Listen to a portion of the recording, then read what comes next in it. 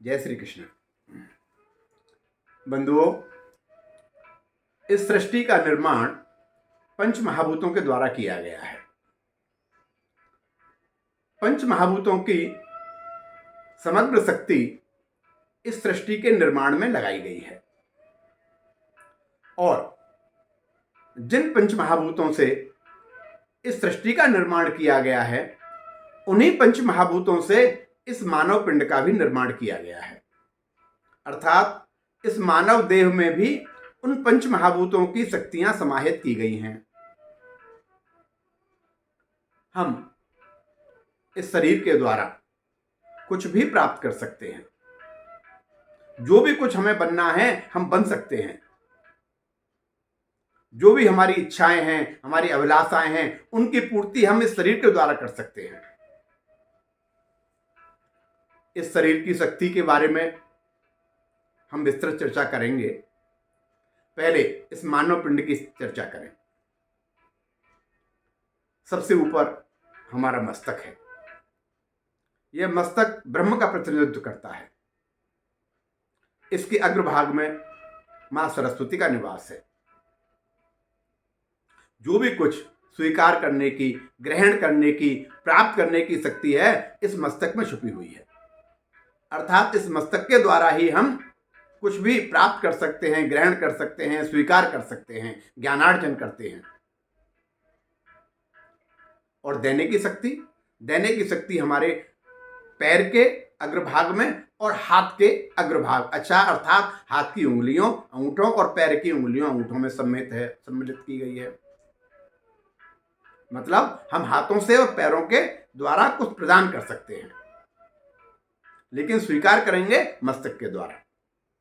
आपने देखा होगा, जब हम किसी श्रेष्ठ जन अथवा गुरु के समीप जाकर श्रद्धान्वित होकर दंडवत प्रणाम करते हैं, तो हम अपना मस्तक उनके श्री चरणों पर रखते हैं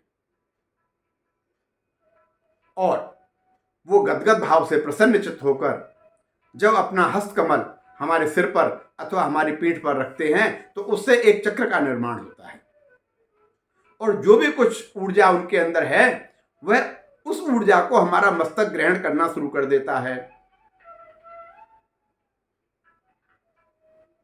आपने देखा होगा, जब हम किसी अनुष्ठान में बैठते हैं, कोई पूजा कर रहे होते हैं, जप कर रहे होते हैं, तो हमारे आचार्य हमको काष्ठ के अथवा ऊन के कंबल पर बिठाते हैं। हम काष्ठ का, दूर्वा का या ऊन का ही कंबल क्यों स्वीकारते हैं, क्यों उस पर बैठते हैं? क्योंकि पूजा करते समय, जप करते समय, अनुष्ठान करते समय हमारे शरीर के अंदर ऊर्जा उत्पन्न होना प्रारंभ होती है।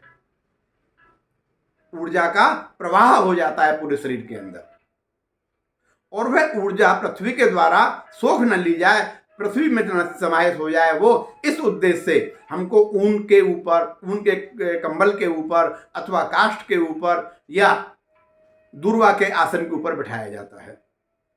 इन तीनों का स्वभाव नॉन कंडक्टर है। ये शक्ति को प्रभावित होने से रोकते हैं। आपने देखा होगा कि हमारे आचार्य अनुष्ठान प्रारंभ करने से पूर्व हमारे हाथ की उंगलियों में दूर्वा की अंगूठियां बना के पहना देते हैं। भाव यही होता है कि हमारे अंदर जो ऊर्जा का संचार हो रहा है, जिस ऊर्जा का निर्माण हो रहा है, वह ऊर्जा कहीं प्रवाहित ना हो जाए, चली ना जाए। इसलिए हाथों को भी हम बांध लेते हैं और जहां बैठे हैं उस स्थान को भी हम नॉन कंडक्टर प्रभाव से उसके ऊपर विराजमान हो जाते हैं। जब भी हम देव मंदिर में जाते हैं, देव मूर्ति के सामने जब हम साष्टांग दंडवत प्रणाम करते हैं, तो आपने देखा होगा हमारे श्रेष्ठ जन आचार्य प्रणाम करते समय अपने हाथों की मुद्रा को क्रॉस में बनाते हैं। अर्थात दाएं हाथ को हम बाएं तरफ करते हैं और बाएं हाथ को दाएं तरफ करते हैं। इसका भाव यह रहता है कि जो देव प्रतिमा है उसके दाएं चरण का स्पर्श हम अपने दाएं हाथ से कर रहे हैं और बाएं चरण का स्पर्श हम बाएं हाथ से कर रहे हैं। तो ऐसा भाव जब मन में लेते हैं तो हम उस देव प्रतिमा में जो भी सद्गुणात्मक शक्ति है उसको हम अपने अंदर ग्रहण करते हैं, स्वीकार करते हैं।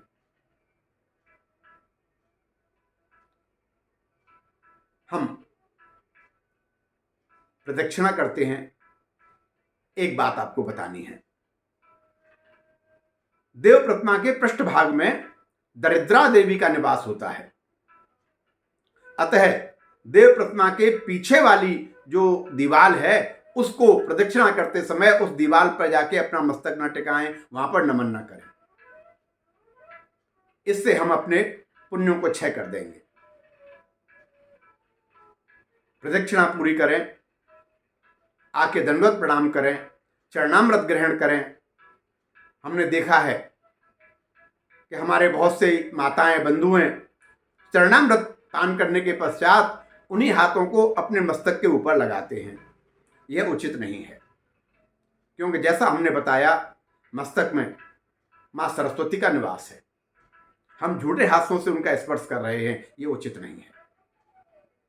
अतः चरणामृत लेकर पहले चरणामृत को प्रणाम करें और फिर उसको ग्रहण करें, यही उत्तम विधि है। चरणामृत ग्रहण करने के पश्चात झूठे हाथों को मस्तक पर न लगाएं। बंधुओं, जब भी हम अपने छोटों अनुजों को कुछ देना चाहते हैं तो प्रसन्नचित होकर उनके सिर पर हाथ रखते हैं। उनके सिर में ग्रहण करने की शक्ति है, हमारे हाथ में देने की। भाव यही होता है कि उनका कल्याण हो।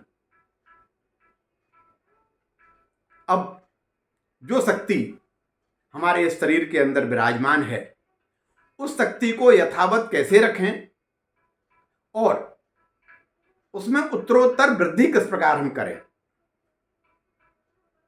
पूजा के द्वारा, अनुष्ठान के द्वारा, तप के द्वारा हम शक्ति का विकास करते हैं। उसी प्रकार वृद्धजनों की सेवा करके, माता पिता का आशीर्वाद प्राप्त करके, तीर्थों का सेवन करके, देव स्थलों का दर्शन करके हम उस शक्ति का विकास करते हैं। वह शक्ति हमको असीम आनंद प्रदान करती है।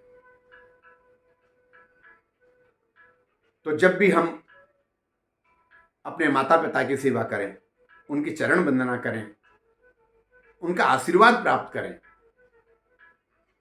तीर्थों का सेवन करें, वहां के जो पूज्य आचार्य हैं जिनको हम पंडा कहते हैं उनकी सेवाएं अवश्य लें, क्योंकि उस तीर्थ क्षेत्र के संबंध में वही हमको जानकारी दे सकते हैं।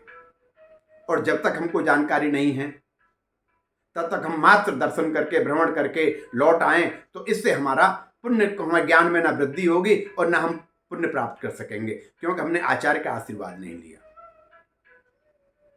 तो उस क्षेत्र के जो आचार्य हैं उनकी हम सेवा करें, उनको दान पुण्य करें, उनसे आशीर्वाद ग्रहण करें, यही हमारा उद्देश्य होना चाहिए। इससे हमारी ऊर्जा का संचार होता है और ऊर्जा में निरंतर वृद्धि होती रहती है, निरंतर। अब ऊर्जा का क्षय भी होता है क्रोध के द्वारा। क्रोध का स्वरूप ऐसा है जिसको हम क्रोधाग्नि कहते हैं। अग्नि का स्वरूप है क्रोध। अग्नि का यह स्वभाव है कि वह जहां प्रज्वलित होती है सबसे पहले उसी स्थान में जो भी कुछ वहां पर होता है उसको भस्मीभूत करती है। आपने देखा होगा कहीं भी मैदान में, किसी क्षेत्र में यदि अग्नि है तो उसके आसपास जो भी कुछ चीजें हैं सबको भस्मीभूत कर देगी। तो यदि हम अपने हृदय में क्रोधाग्नि भड़का रहे हैं, क्रोध कर रहे हैं, तो हमारे हृदय स्थल को सबसे पहले वो जलाएगी। इससे हमको अशांति प्राप्त होगी, शांति का अनुभव नहीं करेंगे, अशांति में होगी और हमारी बुद्धि भ्रमित हो जाएगी। हमें मोह होगा पहले, उस मोह से हमारी बुद्धि भ्रष्ट होगी और बुद्धि के भ्रष्ट होने से हम पतन की ओर अग्रसर हो जाएंगे। क्रोध हमारी ऊर्जा शक्ति जो है उसमें बहुत बड़ा विध्वंसक है, हमारी बहुत शक्ति का ह्रास करता है ये। इसी प्रकार से अहंकार, हमारे पूर्वज कहते हैं अहंकार में 3 गए, यश वैभव और वंश, ना मानो तो देख लो रावण कौरव कंस। यश और वैभव और वंश का क्षय करने वाला ये अहंकार है, अतः अहंकार का त्याग करें। ईर्षा, द्वेष, ये हमारे पुण्यों को क्षय करती है। हम किसी से द्वेष करते हैं, हमारे मन में उसी का चिंतन बराबर बराबर बना रहेगा, हम प्रभु का स्मरण भूल जाएंगे, सत्कर्मों की तरफ हमारा ध्यान नहीं रहेगा, हम ईर्षा बस द्वेष भाव उसी के स्वरूप का चिंतन करते रहेंगे। परनिंदा, परनिंदा बहुत बड़ा अवगुण है। निंदा करने से हम उस व्यक्ति के जिसकी निंदा कर रहे हैं उसके पापों को ग्रहण कर लेते हैं और अपने पुण्य उसे दे देते हैं। परनिंदा कभी नहीं करनी चाहिए। जहां तक हो सके परनिंदा से बचें और संभव हो सके तो परनिंदा सुने भी नहीं, या तो वहां से उठ के चले आएं अथवा किन्हीं अन्य बातों में लगकर उस विषय को बदलने का प्रयास करें।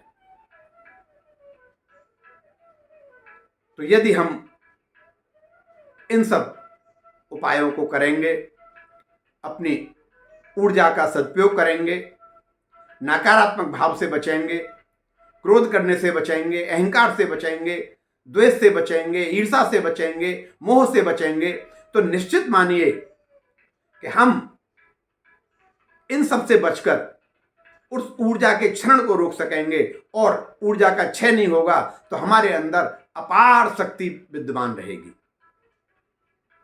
उस शक्ति का सदुपयोग से हम कुछ भी कर सकते हैं, कुछ भी प्राप्त कर सकते हैं।